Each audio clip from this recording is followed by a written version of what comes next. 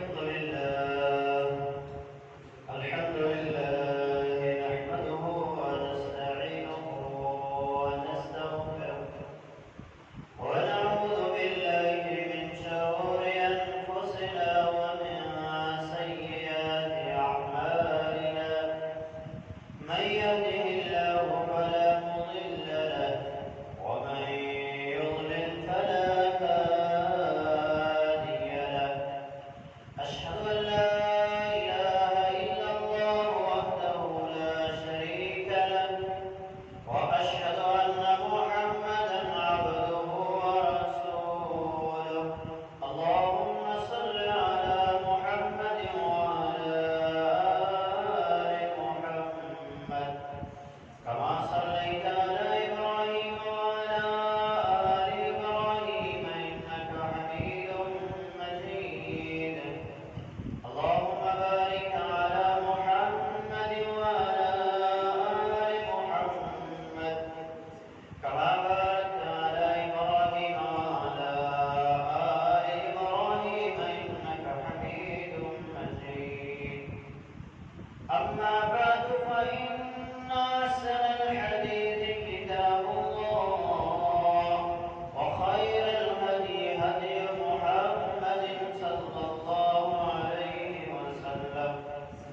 وشر الأمور محدثاتها وكل محدثة بدعة وكل بدعة ضلالة وكل ضلالة في النار قال الله تبارك وتعالى في القرآن المجيد والفرقان الحميد أعوذ بالله السميع العليم من الشيطان الرجيم يا أيها الذين آمنوا اتقوا الله حق تقاته ولا تموتن إلا وأنتم مسلمون يا أيها الناس اتقوا ربكم الذي خلقكم من نفس واحدة وخلق منها زوجها وبث منهما رجالا كثيرا ونساء واتقوا الله الذي تساءلون به والأرحام إن الله كان عليكم رقيبا يا أيها الذين آمنوا اتقوا الله وقولوا قولا سديدا يصلح لكم أعمالكم ويغفر لكم ذنوبكم ومن يطع الله ورسوله فقد فاز فوزا عظيما قال الله تبارك وتعالى في مقام آخر وما أرسلنا من رسول إلا ليطاع بإذن الله कबीले कबीले का बुत एक जुदा था कबीले कबीले का बुत एक जुदा था किसी का हुबल था किसी का सफा था ये उज़्ज़ा पे व नाइला पर फिदा था इसी तरह घर घर नया एक खुदा था तमाम किस्म की तारीफात किबरियाई व बढ़ाई के लायक अल्लाह जल्ल शानहू की ज़ात है जिसने इस कायनात को पैदा किया और इस कायनात को बेशुमार मखलूक़ात से सजाया और फिर हर मखलूक की ज़रूरत के मुताबिक उसका ख्याल भी रखा। इस कायनात को बेहतरीन तख्लीक करने वाला और बेहतरीन अंदाज में इस कायनात को चलाने वाला अल्लाह जल्ल शानहू की ज़ात है। आमीन। अल्लाह ताला दरूद और सलाम इमामुल अंबिया सय्यदुल अंबिया वाली वजहा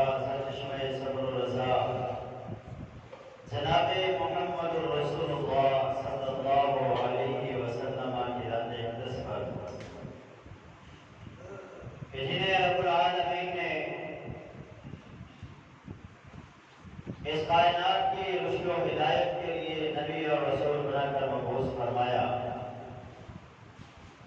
اس عظیم ہستی پر درود و سلام کہ جس کا اللہ جل شانہ نے ہمیں امتی بنایا۔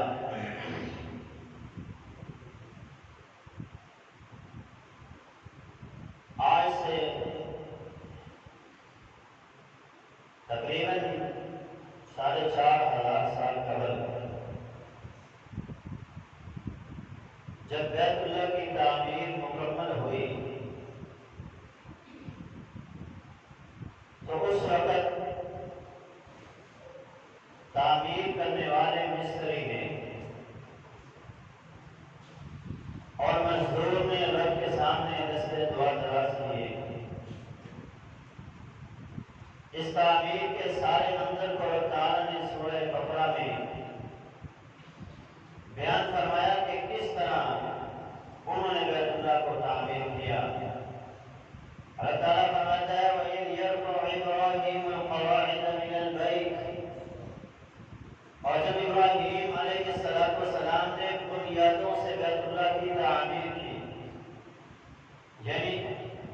بیت اللہ کی یہ تعمیر پہلی نہیں تھی بلکہ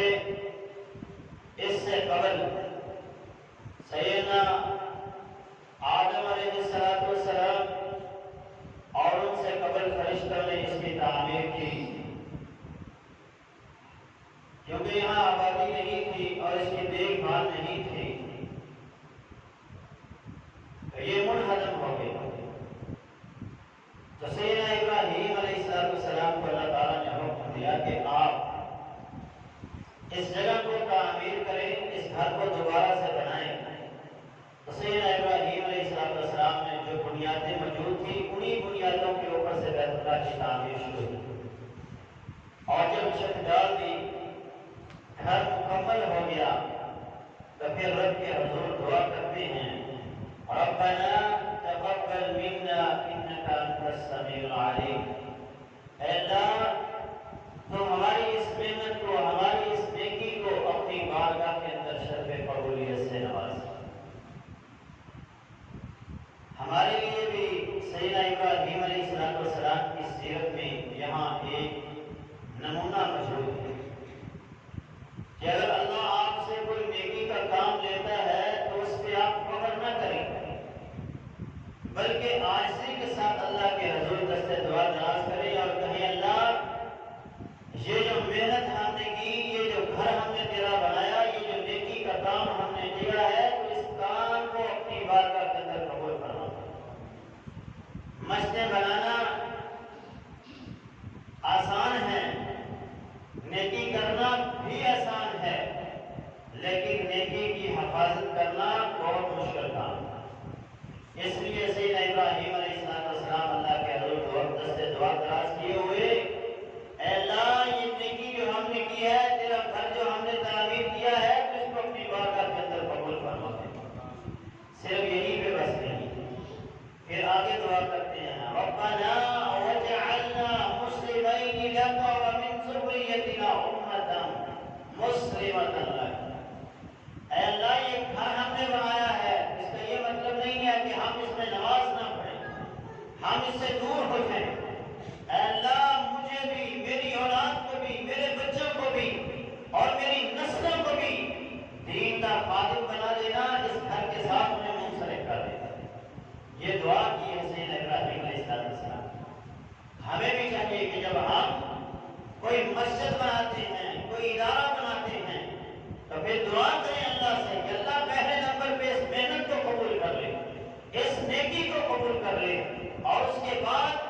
ہمیں بھی اس مسجد کے ساتھ، اس ادارے کے ساتھ ہمیشہ منسلک رکھنا، ہمارے بچوں کو بھی اس کے ساتھ منسلک رکھنا، ہماری آنے والی نسلوں کو بھی اپنے اس گھر کے ساتھ انہیں منسلک رکھنا، کبھی اپنے گھر سے دور نہ ہونے دیں۔ حضرت ابراہیم علیہ السلام نے تو باقاعدہ اپنے بچوں کو وہاں آباد کیا اس لیے تاکہ میرے بچے نمازی بھی بن جائیں اور یہ اللہ کا گھر بھی آباد ہو جائے۔ تو اس لیے جب آپ مسجد بناتے ہیں تو پھر آپ کو چاہیے کہ آپ سیدنا ابراہیم علیہ السلام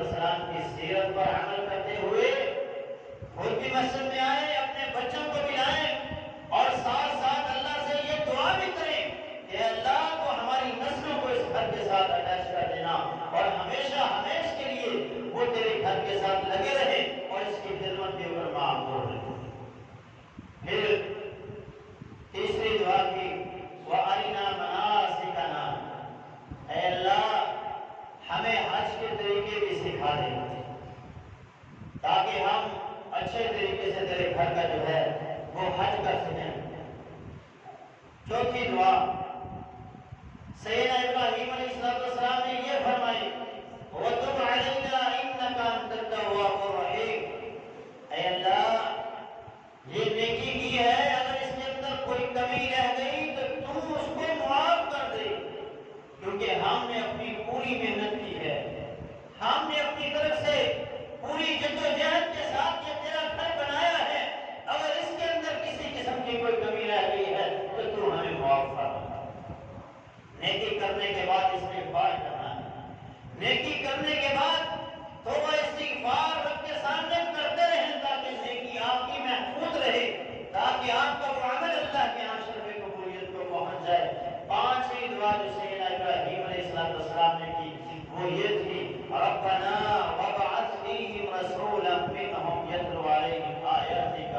ویعلمہم الکتاب والحکمت ویزکیہم انک انت العزیز الحکیم۔ اے اللہ یہ گھر میں نے تیرا بنایا ہے، اب اس گھر کی امامت اور خطابت کے لیے، اس گھر کی آبادی کے لیے جو لوگ یہاں آباد ہوں گے مجھے انہی میں سے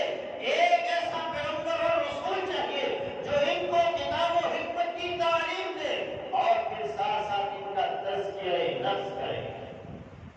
سیدنا ابراہیم علیہ السلام کی دعا قبول ہو گئی اور قبولیت کا وقت 2-2.5 سال کے بعد آیا، اور جب وہ دعا قبولیت کے وقت کو پہنچی تو اس وقت مکہ کے حالات کیسے تھے؟ ہر گھر شرک و بت پرستی کا منظر پیش کر رہا تھا۔ وہ گھر جو خالص رب کی توحید کے لیے بنایا گیا تھا، اس گھر کے اندر بھی 360 بت رکھ دیے گئے۔ توحید کے مرکز کو شرک کی غلاظت سے گندا کر دیا گیا۔ اللہ اکبر، اس قدر حالات بگڑ چکے تھے کہ لوگ شراب نوشی کو جرم نہیں سمجھتے تھے، قمار بازی، زنا کے اڈے ایسے بنے ہوئے تھے کہ گھروں کے اوپر جھنڈے لہرایا کرتے تھے اور لوگ پہچانا کرتے تھے یہ زانیہ عورتوں کا گھر ہے، جہاں زانی مردوں کے لیے آواز کیا ہے وہ یہاں آئے اور اپنی حرص اور ہوس کو پورا کر لیں۔ اس طرح کا ماحول بن چکا تھا۔ رشوت خوری، ڈاکہ زنی، زناکاری، بدکاریاں، ڈکیتیاں عام ہو چکی تھیں، رہزن عام تھے اور رستے محفوظ نہیں تھے اور لوگوں کی تجارتیں محفوظ نہیں تھی۔ بے ایمانیاں ان کے اندر کوٹ کے بھر چکی تھیں، اور یہی پہ بس نہیں، جو اللہ نے ان کے جگر کے ٹکڑے بنائے، ان کی بچیاں جب ان کے گھروں میں پیدا ہوتی تو وہ اپنی بچیوں کو زندہ درگور کر دیا کرتے۔ اس قدر ظلم کی انتہا، اس قدر کہ بیٹی پیدا ہوتی تو ان کے چہرے سیاہ ہو جاتے اور یہ اپنی قوم سے چھپتے پھرتے کہ ہم کہاں جائیں، میں اپنی قوم کے سامنے کس منہ کے ساتھ جاؤں گا کہ میرے گھر میں بیٹی پیدا ہوئی ہے۔ قرآن کہتا ہے وَإِذَا بُشِّرَ أَحَدُهُم بِالْأُنثَىٰ ظَلَّ وَجْهُهُ مُسْوَدًّا وَهُوَ كَظِيمٌ، یہ جب انہیں خوشخبری دی جاتی تو ان کے چہرے سیاہ ہو جاتے، ان کے چہروں پہ ذلت چھا جاتی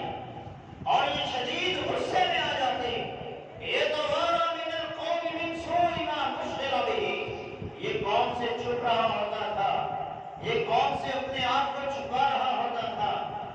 أَيُمْسِكُهُ عَلَىٰ هُونٍ أَمْ يَدُسُّهُ فِي التُّرَابِ، کہ یہ ذلت اور رسوائی کے ساتھ اس بچی کو اپنے گھر میں رکھ لے یا سامنے آ جائے. اس قدر معاشرہ بگڑ چکا تھا, اس قدر حالات خراب ہو چکے تھے. اور اب تعالیٰ کی رحمت جو اس میں آتی ہے اور اس کائنات پر رب نے احسان عظیم کیا, فرمایا وما ارسلناک الا رحمۃ للعالمین. مکے والوں کے لیے نہیں بلکہ رب نے اس کائنات کی ہر مخلوق کے لیے محمد رسول اللہ صلی اللہ علیہ وسلم کو رحمت بنا کر, نبی اور رسول بنا کر اس کائنات کے اندر مبعوث فرما دیا. اور آپ کو رب تعالیٰ نے اپنا احسان عظیم کرا دیا. ہم اگر رب تعالیٰ کی نعمتوں کو دیکھتے ہیں, ایک ایک نعمت کہ جس کا ہم شکر ادا نہیں کر سکتے, ساری زندگی بھی اگر سجدوں میں گزار دیں, اس کے باوجود اتنی نعمتیں رب کی, اتنی نعمتیں رب کی, کسی نعمت کے اوپر رب نے یہ نہیں کہا کہ میں نے تمہارے اوپر احسان کیا. اور اتنی نعمتیں ہیں, وَإِن تَعُدُّوا نِعْمَتَ اللَّهِ لَا تُحْصُوهَا. اے اولاد آدم, اتنے احسان ہیں رب کے تمہارے اوپر, اگر تم رب کے احسانوں کو اور رب کی نعمتوں کو گننا شروع کر دو تو تم رب کی نعمتوں کو گن نہیں سکتے, انہیں شمار نہیں کر سکتے. اتنی نعمتیں رب نے دی ہیں, اس کے باوجود رب نے کبھی یہ نہیں کہا کہ میں نے تمہارے اوپر احسان کیا. لیکن جب باری آتی ہے آقا دو جہان سرور کون و مکان جناب محمد رسول اللہ اس نعمت عظمیٰ کی, تو رب نے کہا لقد من اللہ علی المؤمنین اذ بعث فیہم رسولا من انفسہم. اے مومنو, ہم نے تمہارے اوپر احسان کر دیا. اے رب کو ماننے والوں, تمہارے اوپر یہ احسان ہے کہ رب نے تمہارے اندر محمد رسول اللہ صلی اللہ علیہ وسلم کو نبی اور رسول بنا کے بھیجا. یعلمہم الکتاب والحکمہ, جو تمہیں کتاب و حکمت کی تعلیم دیتا ہے, ویزکیہم, اور ان کا تزکیہ کرتا ہے, وَإِن كَانُوا مِن قَبْلُ لَفِي ضَلَالٍ مُبِينٍ. رب تعالیٰ نے فرمایا اس نعمت کے آنے سے قبل, اس احسان کے آنے سے قبل تم لوگ کھلی گمراہی کے اندر تھے, تو رب نے تمہیں تمہارے حالات بدل دیے. محمد رسول اللہ صلی اللہ علیہ وسلم کو نبی اور رسول بنا کر ہم نے جب تمہارے اندر مبعوث کیا تو حالات جو تھے وہ یکسر تبدیل ہو گئے. کیا ہوا کہ جو قبروں اور بتوں کے پجاری تھے, جو در در کے بھکاری تھے, جو در در پہ زمین نیاز کو جھکانے والے تھے, وہ ایک اللہ کے سامنے جھکنے والے بن گئے, ایک رب کی بندگی کرنے والے بن گئے. چوروں اور ڈاکوؤں کو محافظ بنا دیا گیا, لٹیروں کو, جو عزتوں کے ڈاکو تھے, جو عزتوں کے لٹیرے تھے, اور رب نے انہیں عزتوں کا چوکیدار بنا دیا. جو ایک دوسرے کے خون کے پیاسے تھے, رب نے اس رحمت کی وجہ سے, رب نے اس نعمت کی وجہ سے انہیں ایک دوسرے کے خون کا محافظ بنا دیا. جو بچیوں کو زندہ دفن کرنے والے تھے, وہ اپنی بچیوں کی تربیت کر کے انہیں جنت کا ذریعہ سمجھنے لگ گئے, اور اپنی بیٹیوں کو اور اپنی بیٹیوں کی عزتوں کی حفاظت کرنے والے بن گئے. کسی شاعر نے اس سارے منظر کا نقشہ اپنے الفاظ میں یوں بیان کیا, کس نے ذروں کو اٹھایا اور صحرا کر دیا, کس نے قطروں کو ملایا اور دریا کر دیا. خود نہ تھے جو رہ کر وہ عالم کے ہادی بن گئے, جو دنیا کے گمراہ ترین لوگ تھے, جو جانوروں جیسا منظر پیش کر رہے تھے, جو درندوں جیسی صفات کے حامل ہو چکے تھے, وہ اس کائنات کے رہبر و رہنما بن گئے. خود نہ تھے جو رہ کر وہ عالم کے ہادی بن گئے. کیا نظر تھی کہ جس نے مردوں کو مسیحا کر دیا, جو مرے ہوئے تھے, غیرت جن کی ختم ہو چکی تھی, جن کے اندر انسانیت نام کی کوئی چیز باقی نہیں تھی, اور اب تعالیٰ نے انہیں انسان بنا دیا, ان کو زندہ لوگوں میں شامل فرما دیا. کسی نے نبی کی شان کو اس انداز میں بیان کیا, وہ نبیوں میں رحمت, لقب پانے والا، مرادیں غریبوں کی بر لانے والا، وہ غریب جو در در پہ در در سے ٹھکرائے جا رہے تھے، ان غریبوں کو سینے سے لگانے والا محمد رسول اللہ تھا۔ مصیبت میں غیروں کے کام آنے والا، یہ نہیں کہ اپنوں کو تو سینے سے لگاتا اور بیگانوں کو دور کر دیتا، اپنے تو اپنے، وہ غیروں کی بھی خدمت کرنے والا تھا، وہ غیروں کا بھی غمخوار نہیں تھا، وہ اپنے پرائے کا غم کھانے والا، فقیروں کا ملجا، ضعیفوں کا ماوا، یتیموں کا والی، غلاموں کا مولا، یہ ہے محمد رسول اللہ صلی اللہ علیہ وسلم کہ جسے رب تعالی نے اس کائنات کے اوپر رحمت بنا کے بھیجا۔ شاعر کہتا ہے خطاکار سے درگزر کرنے والا، خطاکار سے درگزر کرنے والا،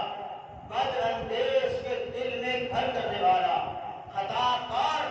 جو غلطی کرتا اس کی غلطی کو تو آپ معاف کر ہی دیتے، اور جو بد نیتی لے کر آتا، میرے محبوب اس قدر فراخ دل والے تھے کہ آپ اس کی بد نیتی سے بھی صرف نظر فرمایا کرتے۔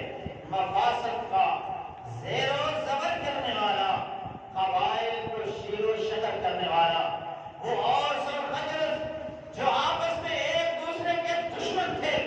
ایک دوسرے کے خون کے پیاسے تھے، میرے محبوب کی آمد ہوئی، وہ ایک دوسرے کے بھائی بن گئے، ایک دوسرے کے خون کی حفاظت کرنے والے بن گئے۔ شاعر کہتا ہے اتر کر ہرا سے جو سوئے قوم آیا، وہ جو ہمارے ہرا سے رب کا پیغام لے کر اپنی سوئی ہوئی امت کے پاس آیا،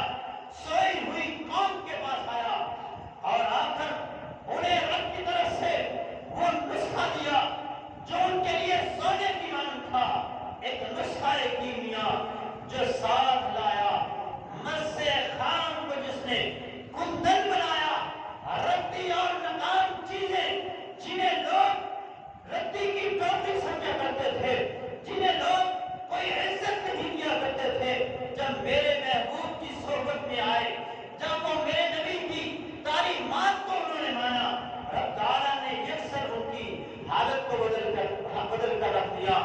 جو کبھی کسی کام کے نہیں سمجھے جاتے تھے، میرے محبوب کی تربیت نے، میرے آقا کی سیرت نے، میرے آقا کی تعلیم نے انہیں زمانے کا معزز کر دیا، انہیں زمانے کے اندر عزت دار بنا دیا، کھڑا اور کھوٹا الگ کر دکھایا۔ عرب جس پر کرنوں سے تھا جہل چھایا، عرب جس پر کرنوں سے تھا جہل چھایا، پلٹ دی بس ایک آن میں اس کی کایا۔ یہ ہے محمد رسول اللہ صلی اللہ علیہ وسلم۔ اسی لیے تو لوگ یہ کہنے پہ مجبور ہوئے کہ دنیا میں اگر انقلاب برپا کرنے والوں کو دیکھا جاتا ہے تو سرے فہرست محمد رسول اللہ صلی اللہ علیہ وسلم نظر آتے ہیں۔ آپ کی آمد سے قبل تو حالات اس قدر بگڑ چکے تھے، اللہ نے آپ کی آمد سے حالات یکسر تبدیل کر دیے، اور آپ کو بھی اللہ نے وہی مشن دے کر اس کائنات کے اندر مبعوث فرمایا جو آپ سے قبل تمام انبیاء کو رب تعالیٰ نے مشن دے کر اس کائنات کے اندر مبعوث فرمایا۔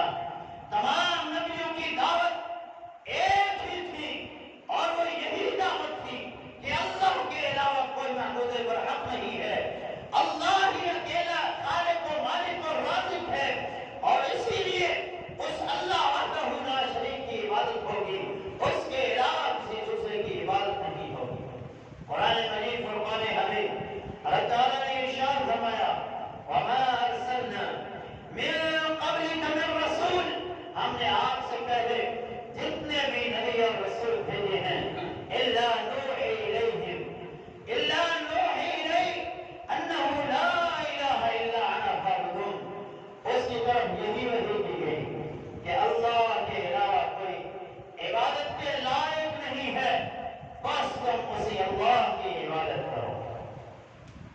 دوسرا مقام اللہ تعالیٰ نے ارشاد فرمایا وَلَقَدْ بَعَثْنَا فِي كُلِّ أُمَّةٍ رَسُولًا،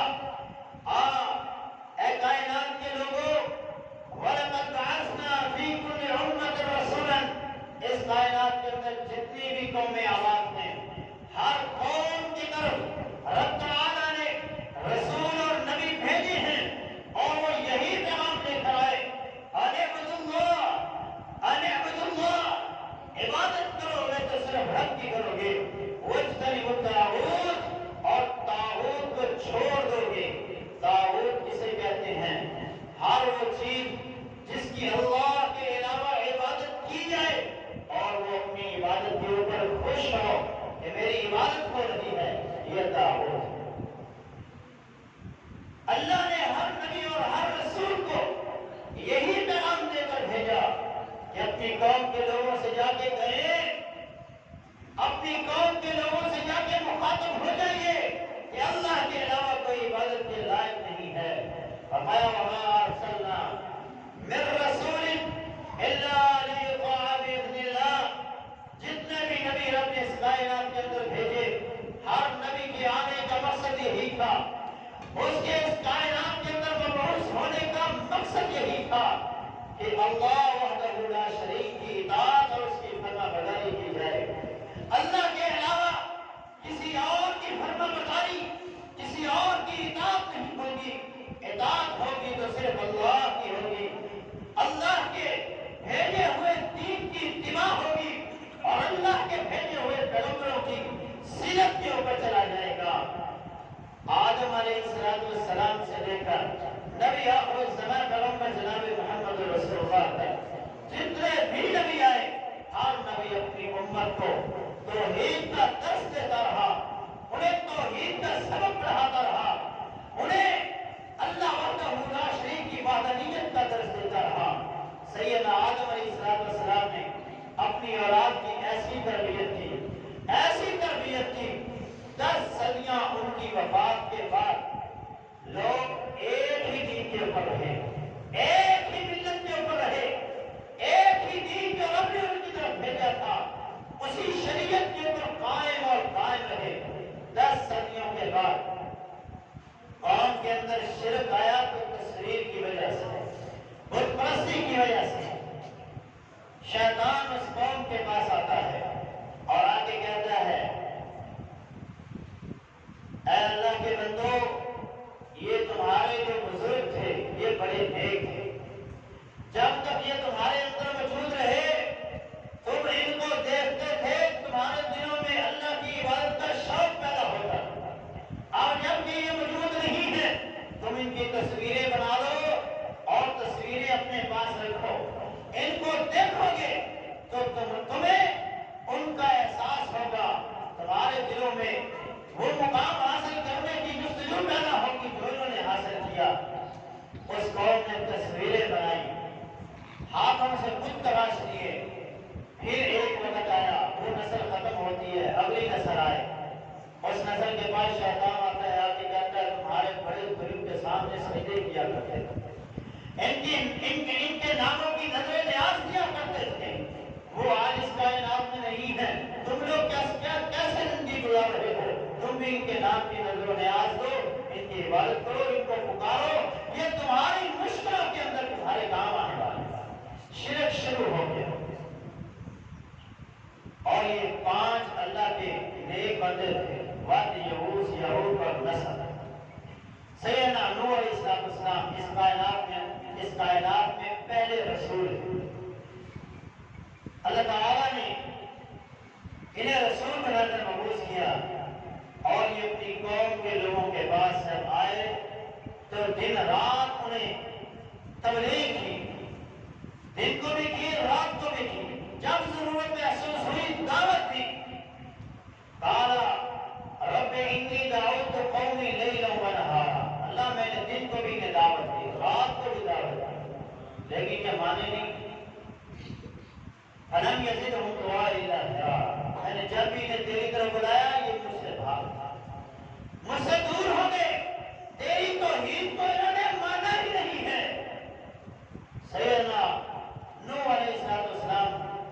بدظن ہو گئے قوم سے اور پھر دعا فرمائی، وقال نوح ربی لا تذر علی الارض من الکافرین دیارا، اے اللہ میں تو سے یہ دعا کر رہا ہوں اس قوم کو تباہ و برباد کر دے اور روئے زمین پر کوئی کافر باقی نہ رہے۔ رب تعالیٰ نے حکم دے دیا آپ کشتی بنائیں، کشتی بنائی گئی، اس کشتی میں تمام معاہدین بیٹھ گئے جن کی تعداد مورخین لکھتے ہیں کہ 80 یا 83 ہے، مرد و خواتین اور بچے شامل ہیں، اور پھر اللہ نے حکم دیا انسانوں کے ساتھ ساتھ آپ اس کشتی کے اندر کتوں کو بٹھا سکتے ہیں، خنزیر کو بٹھا سکتے ہیں، ہر جانور کا جوڑا جوڑا بٹھا لیجئے، لیکن اس کشتی کے اندر کا، چاہے وہ آپ کا بیٹا ہی ہے۔ سیدنا نوح علیہ السلام کی بددعا قبول ہو گئی، کشتی بن گئی، کشتی میں لوگ سوار ہو گئے۔ رب نے آسمان کو بھی بارش برسانے کا حکم دے دیا، زمین کو بھی پانی اگلنے کا حکم دے دیا۔ زمین پانی اگلتی جا رہی ہے، آسمان پانی برساتا جا رہا ہے۔ دونوں طرف سے جب پانی چلنا شروع ہوا، کشتی پانی کے اوپر تیرنا شروع ہو گئی۔ تمام روئے زمین سے ہر کافر، ہر مشرک کا خاتمہ ہو گیا، سوائے ان 83 بندوں کے، یا 80 یا 83 بندے۔ اس سے پھر دوبارہ اللہ نے نسل انسانی کو پیدا کیا۔ تو سیدنا نوح علیہ السلام اس کائنات کے اندر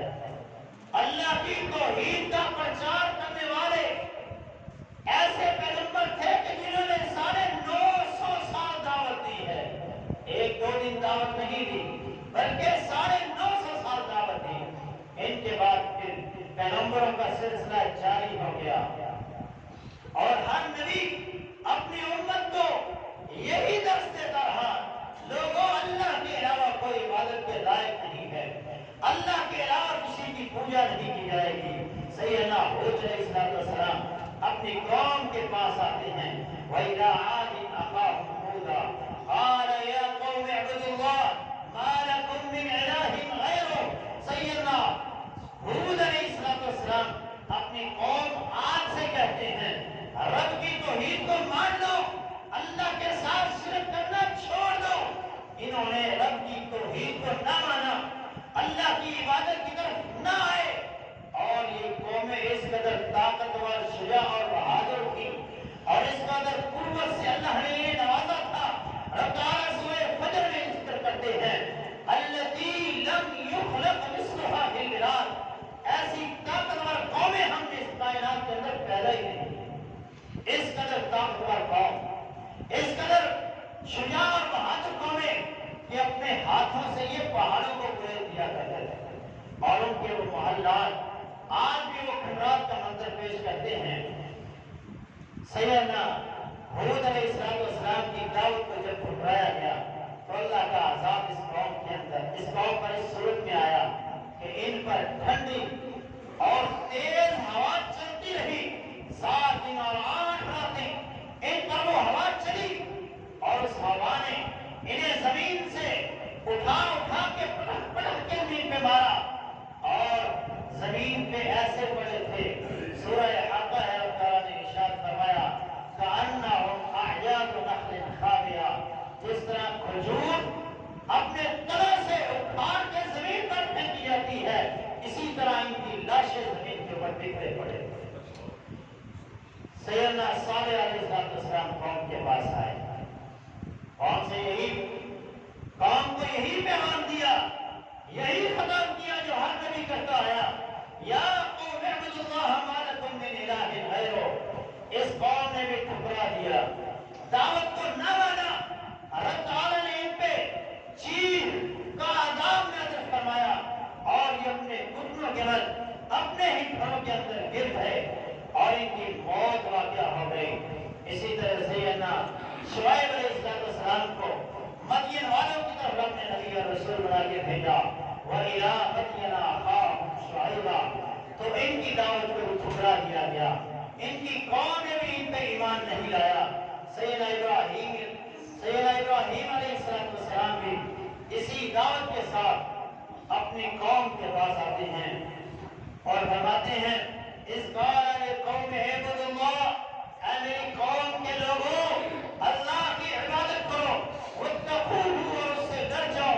ذالکم خیر لکم ان کنتم تعلمون، اگر تم جان لو تو یہ تمہارے لیے بہتر ہے، یہ تمہارے لیے بہتر ہے۔ طرح طرح سے قوم کو سمجھایا، کبھی چاند کو دیکھا، کبھی سورج کو دیکھا، کبھی ستاروں کو دیکھا، تو کہا لوگوں جو غروب ہو جائے، جسے زوال آ جائے، وہ رب نہیں ہوا کرتا، جو مر کے مٹی ہو جائے وہ کبھی رب نہیں ہوا کرتا۔ یہی بات آج ہم لوگوں کو سمجھاتے ہیں۔ دنیا میں جب زندہ تھا تو ہو سکتا ہے رب کا وہ ولی ہو سکتا ہے وہ رب کا برگزیدہ ہو، لیکن مرنے کے دنیا میں تو وہ آپ کو دعا دے سکتا ہے، دنیا میں تو وہ آپ کے لیے دستے دعا دراز کر کے رب سے آپ کے لیے کچھ مانگ سکتا ہے، لیکن مرنے کے بعد وہ آپ کا محتاج ہے، وہ آپ کی دعاؤں کا محتاج ہے۔ مرنے کے پہلے دن سے لے کر قبر میں جانے تک کا وہ آپ کا محتاج ہے، غسل کا وہ آپ کا محتاج ہے، کفن کا وہ آپ کا محتاج ہے، دعاؤں کا وہ آپ کا محتاج ہے، قبر میں رکھنے کا وہ آپ کا محتاج ہے۔ اور انسان ذرا عقل کر کہ جب وہ منومن مٹی کے نیچے تو اپنے ہاتھوں سے دفنا دیتا ہے تو وہ کیسے تیری ضرورتوں کو پورا کرتا ہے، کیسے وہ تیری حاجتوں کو پورا کرتا ہے۔ یاد رکھ، تیرا خالق و مالک وہی ہے جو آسمانوں پر ہے، زمین پر نہیں ہے۔ تیرا خالق، تیرا مالک عرش بری پر مستوی ہے۔ جس طرح اس کی ذات، جس طرح اس کی شان کے لائق ہے، وہ اپنی شان کے ساتھ، اپنی ذات کے ساتھ عرش کے اوپر مستوی ہے۔ اس لیے ہر بندہ مومن کو چاہیے وہ عقیدہ توحید کو پہچانے۔ اس لیے عقیدے کے لیے رب نے 1,24,000 نبیوں کو اس کائنات کے اندر مبعوث فرمایا، اور ہر نبی کی پہلی دعوت اور آخری دعوت یہی تھی، لوگوں اللہ کی عبادت کرو، اللہ کے ساتھ کسی دوسرے کو اس کا شریک مت ٹھہراؤ۔ سیدنا یعقوب علیہ السلام کی سیرت کو دیکھیے، ساری زندگی توحید کا درس دیا ہے۔ موت کا وقت آیا تو اپنے بیٹوں کو بھی جمع کر لیا، اور بیٹوں کو جمع کر کے کیا کہتے ہیں؟ ہم جب کہتے ہیں ہمارے جب عزیزوں اقارب فوت ہوتے ہیں تو وہ کہہ رہے ہوتے ہیں فلاں جگہ اس کو دے دینا، فلاں جگہ اس کو دے دینا، وہ کر لینا، یہ کر لینا۔ دین کی فکر نہیں ہے۔ سیدنا یعقوب علیہ السلام بیٹوں کو جمع کیا، اور جمع کرنے کے بعد کیا کہتے ہیں؟ ام کنتم شہداء اذ حضر یعقوب الموت اذ قال لبنیہ ما تعبدون من بعدی۔ اے میرے بیٹو، مرنے کے بعد جب میں دنیا سے چلا جاؤں گا، میرے دنیا سے جانے کے بعد تم کس کی عبادت کرو گے؟ قالوا نعبد الہک و الہ آبائک۔ بیٹوں نے آگے سے کیا کہا؟ جنہوں نے ساری زندگی توحید سنی تھی، جنہوں نے ساری زندگی اپنے نبی سے، اپنے باپ سے اللہ کی توحید کا درس سنا تھا، انہوں نے کہا ہم تیرے رب کی عبادت کریں گے، اور تیرے باپ ابراہیم اور اسماعیل اور اسحاق کے رب کی عبادت کریں گے جو ایک ہی ہے، اس کے علاوہ اور کوئی نہیں ہے، اور ہم اسی کے مطیع اور فرما بردار۔ ہر نبی کی پہلی اور آخری دعوت یہی تھی کہ لوگوں اللہ کی عبادت کرنی ہے۔ باپ کی نصیحتیں سیدنا یوسف علیہ السلام نے بھی سنی۔ سیدنا یوسف علیہ السلام کی جیل کی کال کوٹھریوں میں اپنے ساتھیوں سے کیا کہتے ہیں؟ یا صاحب السجن ارباب متفرقون خیر ام اللہ الواحد القہار۔ بتاؤ،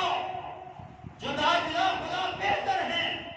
یا ایک خدا بہتر ہے؟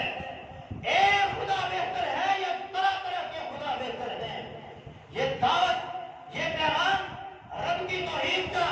حضرت یوسف جیل کی کوٹھریوں کے اندر بھی اپنے ساتھیوں کو دے رہی ہے۔ ذرا غور کیجیے، ایک آدمی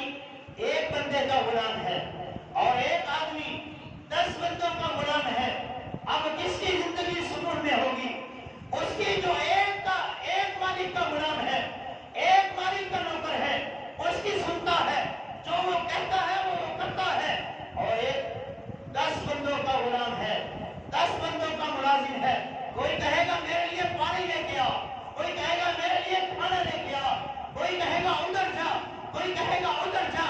زندگی اسی کی سکون میں ہوگی جو ایک کا غلام ہوگا۔ یہی ہم کہتے ہیں، در در سے اپنی زمین نیاز کو اپنا کر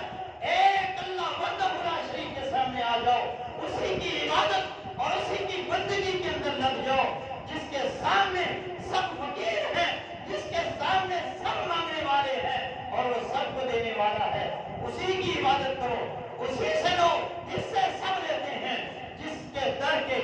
نبی بھی فقیر ہیں، جس کے در کے اولیاء بھی فقیر ہیں، اتقیاء صلحاء علماء بھی فقیر ہیں۔ آؤ اس کے در پہ جھک جاؤ، اس سے مانگو جو ہر ایک کی حاجت کو پورا کرتا ہے۔ یہی ہماری دعوت ہے اور یہی تمام نبیوں کی دعوت تھی۔ حیرنا لقمان علیہ السلام بھی اپنے بیٹے کو وصیتیں جو انہوں نے فرمائی سورہ لقمان میں اللہ تعالیٰ نے ان کو بیان کیا ہے، ان میں ایک یہ بھی نصیحت تھی، یا بنیا ان الشرک لظلم عظیم، اے میرے بیٹے یاد رکھو شرک بہت بڑا ظلم ہے، جو بندہ اس کا ارتکاب کر لیتا ہے اور اسی حالت کے اندر اس کی موت واقع ہو جاتی ہے، یاد رکھ لے فإن اللہ حرم علیہ الجنہ، اللہ نے اس بندے پر جنت کو حرام کر دیا ہے، ہمیشہ ہمیشہ کے لیے جہنم میں جائے گا اور کبھی جہنم سے باہر نہیں آئے گا، اس کا ٹھکانہ ابد الآباد ہمیشہ ہمیشہ کے لیے جہنم مقرر کر دیا گیا ہے۔ سیدنا عیسیٰ علیہ السلام کی بھی دعوت یہی تھی، فرمایا ان اللہ ربی و ربکم فاعبدوہ ھذا صراط مستقیم، اے میری قوم کے لوگوں میرا رب تمہارا رب وہ اللہ ہے جو ایک ہے، اسی کی عبادت کرو، یہی سیدھا راستہ ہے، یہی دعوت اور یہی مشن دے کر اللہ تعالیٰ نے محمد رسول اللہ صلی اللہ علیہ وسلم کو بھی اس کائنات کے اندر مبعوث فرمایا۔ آج ہم نے مشن مصطفیٰ کو تو پیچھے چھوڑ دیا، ہم جب دیکھتے ہیں اپنے معاشرے کو، ہم جب دیکھتے ہیں اپنے گلی اور محلوں کو، ہر گلی میں ہر محلے میں ہمیں ایک درگاہ نظر آتی ہے اور لوگ صبح شام اس میں سجدے کرتے ہوئے نظر آتے ہیں، ان کے طواف کرتے ہوئے نظر آتے ہیں۔ ہم نے میلاد مصطفیٰ کو تو منایا، آپ کی پیدائش کی خوشی تو ہم نے منائی، لیکن ہم نے مشن مصطفیٰ کو پیچھے چھوڑ دیا، جس مقصد کے لیے رب نے محمد رسول اللہ صلی اللہ علیہ وسلم کو نبی اور رسول بنا کر مبعوث کیا تھا، اس کو ہم نے پسے پوچھے ڈال دیا۔ یاد رکھ لیجئے میلاد کی خوشی منانا ضروری نہیں، مشن مصطفیٰ ضروری ہے۔ اگر آپ کے پاس مشن مصطفیٰ ہوگا، آپ کے پاس اللہ کے رسول صلی اللہ علیہ وسلم کی لائی ہوئی توحید ہوگی، آپ کے پاس محبت رسول ہوگی، آپ کے پاس اتباع رسول ہوگی، تو آپ دنیا میں بھی کامیاب ہوں گے اور آخرت کے دن بھی کامیاب ہوں گے۔ اور اگر آپ کے پاس مشن مصطفیٰ نہیں ہے، آپ کے پاس دعوت مصطفیٰ نہیں ہے، آپ کے پاس توحید نہیں ہے، تو آپ جتنے مرضی نیکی کے کام کرتے جائیے، آپ جتنی مرضی خوشیاں مناتے جائیے، وہ حال ابو لہب جیسا ہوگا، جس نے آپ کے میلاد پر، آپ کی پیدائش پر اپنی لونڈی کو تو آزاد کیا لیکن آپ کی تعلیمات کو نہ مانا، جہنم کا ایندھن بن گیا، جس نے آپ کی ساری زندگی پرورش کی، آپ کو جن کی صحبت میں ہے، جو آپ کے اوپر اپنا مال خرچ کرتا رہا، وہ آپ کی دعوت کو اس نے نہیں مانا تو جہنم کا ایندھن بن گیا۔ یاد رکھ لیجئے کوئی رشتہ کام آنے والا نہیں، کوئی آپ کو کوئی چیز فائدہ دینے والی نہیں ہے، اگر آپ کے پاس مشن مصطفیٰ نہیں ہے، آپ کے پاس دعوت مصطفیٰ نہیں ہے، اللہ کے نبی صلی اللہ علیہ وسلم کی دعوت نہیں ہے، توحید نہیں ہے، تو یاد رکھیے ناکامی ہی ناکامی ہے۔ رب تعالیٰ نے اپنے حبیب جناب محمد رسول اللہ صلی اللہ علیہ وسلم کو کیا مشن دے کر اس کائنات کے اندر مبعوث فرمایا کل اے میرے محبوب کہیے انما یوحی الیہ، رب نے میری طرف وحی کی ہے، انما الہکم الہ واحد، تمہارا الہ صرف ایک ہی الہ ہے، فہل انتم مسلمون، تم کیوں نہیں اپنے رب کی فرما برداری کے اندر آتے، تم کیوں نہیں رب کی اطاعت اور فرما برداری کے اندر آتے۔ دوسرا مقام رب نے ارشاد فرمایا قل انما انا منذر، اے میری قوم کے لوگوں انہیں میرا یہ پیغام سنو، میں رب کی طرف سے تمہیں ڈرانے والا ہوں، وما من الہ الا اللہ الواحد القہار، اللہ کے علاوہ کوئی عبادت کے لائق نہیں ہے، وہ اللہ اکیلا ہے، غائب ہے، قوتوں والا ہے۔ یہی پیغام رب کے حبیب نبی جناب محمد رسول اللہ نے صفا پہاڑی پہ کھڑی ہو کے کہا اے میری قوم کے لوگوں میں نے تمہارے اندر زندگی کا ایک عظیم حصہ گزارا ہے، بڑا حصہ زندگی کا گزار دیا، 40 سال تمہارے اندر گزار دیے، آج وجب تمہوں نے صادقاً اور کاذبا، بتاؤ مجھے سچا پایا ہے یا جھوٹا پایا ہے؟ یہ سچا کہنے والے کیا کہتے ہیں؟ ما جربنا الا صدقا، ہم نے آپ کا جب بھی تجربہ کیا آپ کو صادق اور امین بھی پایا ہے۔ نبی علیہ السلام فرماتے ہیں پھر میں تمہیں ایک دعوت دینا چاہتا ہوں،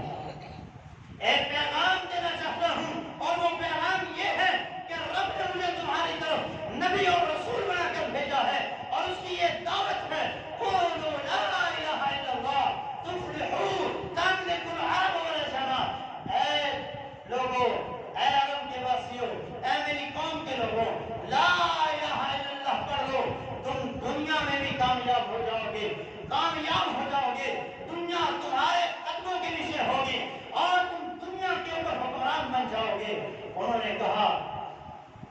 جو آپ کو صادق اور امین کہنے والے تھے، چند گھڑیاں قبل آپ کی تعریفات کرنے والے تھے، جو آپ کی ذات سے متاثر تھے، اب کیا کہہ رہے ہیں؟ کیا تو دیوانہ ہو گیا؟ نعوذ باللہ، تو مجنون ہے، کوئی گالی دے رہا ہے، کوئی پاگل کہہ رہا ہے، نعوذ باللہ، کوئی طرح طرح کے الفاظ اور القابات سے نواز رہا ہے۔ میرے نبی کو بددعائیں دینے والے بددعائیں دینا شروع ہو گئے۔ تب اللہ یا محمد نعوذ باللہ کہنے لگے یہ کون ہے جو ابھی ابھی تو آپ کی تعریفات کر رہے تھے؟ کیوں؟ کیونکہ آپ کے مشن کو انہوں نے نہیں سنا تھا، کیونکہ انہوں نے آپ کی دعوت کو نہیں سنا تھا۔ جب دعوت لا الہ الا اللہ کی آئے گی، پھر سچے، پھر کھڑے اور کھوٹے کی تمیز ہو جائے گی، پھر رب کو ماننے والے اور رب سے دشمنی کرنے والے الگ الگ ہو جائیں گے، مشرک اور موحد الگ الگ ہو جائیں گے۔ یہ لا الہ کلمہ ایسا کلمہ ہے جس سے انسان اور جانور کا فرق واضح ہوتا ہے۔ وہ لا الہ الا اللہ کو ماننے والا، لا الہ الا اللہ کو پڑھنے والا حقیقی معنوں میں انسان ہوتا ہے، اور لا الہ الا اللہ کی دعوت کو ٹھکرانے والوں کے بارے میں رب نے کہا کان ہیں، دل ہیں، دماغ ہیں، آنکھیں ہیں، لیکن یہ لوگ ان سے بہراور نہیں ہوتے، یہ لوگ تو جانور ہیں۔ فرمایا جانوروں سے بھی بدتر ہیں، کیونکہ جانور کو بھی پتا ہوتا ہے یہ میرا مالک ہے، میں نے اس کو کاٹنا نہیں ہے، یہ میرا مالک ہے، یہ میرے گھر والے ہیں، میں نے انہیں نقصان نہیں دینا ہے۔ جبکہ یہ تو اتنے بدترین انسان ہیں، جس خالق کا کھاتے ہیں، جس کی زمین پر رہتے ہیں، جس کی چھت کے نیچے سوتے ہیں، جس کا دیا ہوا کھاتے ہیں، جس کی دی ہوئی سانسیں استعمال کرتے ہیں، ایک ایک نعمت جس رب نے دی ہے، اس نعمت کو استعمال کرنے کے باوجود اس کو چھوڑ کر غیروں کے سامنے سجدہ ریز ہوتے ہیں، غیروں کے سامنے اپنی زمین نیاز کو چھپا دیتے ہیں، غیروں کی عبادت اور بندگی کے اندر لگ جاتے ہیں۔ آئیے میرے مسلمان بھائیوں، اپنا تزکیہ نفس کیجیے، کیونکہ جس دل کے اندر شرک کی غلاظت ہوگی وہ دل کبھی پاک نہیں ہو سکتا۔ میرے نبی نے یہی تزکیہ کیا اور امت کے لوگوں کو اور اپنے صحابہ کو یہی درس دیا، اور پھر ایسا تزکیہ کیا وہ کٹ تو گئے، مر تو گئے، شہید تو ہو گئے، ابلتے ہوئے کوئلوں کے ابلتے ہوئے تیل کے اندر انہیں ڈالا گیا تو انہوں نے وہ اذیت تو برداشت کر لی، اور ان کے جسموں کے دو ٹکڑے کر دیے گئے، انہوں نے وہ ہونا پسند کر لیا۔ تپتے ہوئے کوئلوں پہ اگر انہیں لٹایا گیا تو انہوں نے وہی پہ بھی کہا آہد آہد کی سزائیں لگائی۔ یہ توحید ہے۔ ایسا تزکیہ نفس محمد رسول اللہ نے کیا، فرمایا ان ہو رکھتا او قتلتا او قتلتا لا تشرک باللہ، اگر تجھے کاٹ بھی دیا جائے، اگر تجھے سولی پہ لٹکا دیا جائے، تیرے ٹکڑے ٹکڑے کر دیا جائے، تجھے آگ میں جلا دیا جائے، تو انہیں اللہ کے ساتھ شرک نہیں کرنا۔ یہ دعوت ہے محمد رسول اللہ صلی اللہ علیہ وسلم کی، یہی دعوت آج ہم آپ کو دیتے ہیں، یہی دعوت آج ہم آپ کو دیتے ہیں۔ تمام درگاہوں سے ہٹ کے ایک اللہ کے دربار میں آ جائیے، ایک اللہ کے سامنے اپنی زمین نیاز کو چکا لیجئے، توحید کی تحقیق کر لیجئے۔ یاد رکھیے محمد رسول اللہ صلی اللہ علیہ وسلم نے فرمایا تھا من حقق التوحید دخل الجنہ، وہ بندہ اللہ کی توحید میں اللہ کی جنت میں جائے گا جس نے توحید کی تحقیق کی ہے۔ فرمایا من قال آخر کلامہ لا الہ الا اللہ وہو یعلم، وہ جانتا ہے لا الہ الا اللہ کیا ہے، وہ جانتا ہے اللہ کون ہے، وہ جانتا ہے اپنے خالق و مالک کو، رب کی توحید کو اس نے پہچان لیا ہے۔ یاد رکھیے وہ بندہ جنت میں جائے گا، یہ نہیں کہ منہ سے کہہ لیا لا الہ الا اللہ تو کیا حاصل، اگر دل و زبان مسلمان نہیں تو کچھ بھی نہیں۔ اگر آپ حقیقی معنوں میں توحید کو جاننے والے نہیں ہیں تو لا الہ الا اللہ جتنا مرضی پڑھتے رہے اس کا کوئی فائدہ نہیں ہے۔ توحید کو جانیے، یہ اتنا اہم مضمون ہے۔ رب نے اپنے نبی سے کہا فَاعْلَمْ أَنَّهُ لَا إِلَهَ إِلَّا اللَّهُ، میرے محبوب آپ بھی جانیے کہ اللہ کون ہے۔ لا الہ الا اللہ کیا ہے، لا الہ الا اللہ کا معنی اور مفہوم جانیے اور اس توحید کی تحقیق کیجیے۔ یہ اتنا وسیع کلمہ ہے، یہ اتنا عظیم کلمہ ہے۔ سیدنا موسیٰ علیہ السلام نے رب سے کہا اے اللہ مجھے کوئی ایسا کلمہ بتلائیے جس کے ساتھ میں تیرا ذکر کروں، فرمایا لا الہ الا اللہ پڑھو۔ کہا اللہ کل عباد یقولون، تیرے سارے بندے لا الہ الا اللہ پڑھتے ہیں، مجھے کوئی بات بتاؤ۔ فرمایا موسیٰ تم نے لا الہ الا اللہ کو پہچانا ہی نہیں۔ لا الہ الا اللہ وہ ہے اگر ترازو کے ایک پلڑے میں لا الہ الا اللہ رکھ دیا جائے اور ترازو کے دوسرے پلڑے میں ساتوں زمینوں کو، ساتوں آسمانوں کو رکھ دیا جائے، فرمایا لا الہ الا اللہ والا ترازو بھاری ہو جائے گا۔ اس لیے لا الہ الا اللہ کی تحقیق کیجیے۔ لا الہ الا اللہ کلمہ نجات ہے، لا الہ الا اللہ آپ کے لیے جہنم سے حفاظت ہے، لا الہ الا اللہ رب کی توحید ہے۔ اور اس توحید کے لیے اللہ نے اس ایک کلمے کے لیے، اس ایک کلمے کی ترویج کے لیے 1,24,000 نبیوں کو اس کائنات کے اندر مبعوث کیا۔ اللہ ہمیں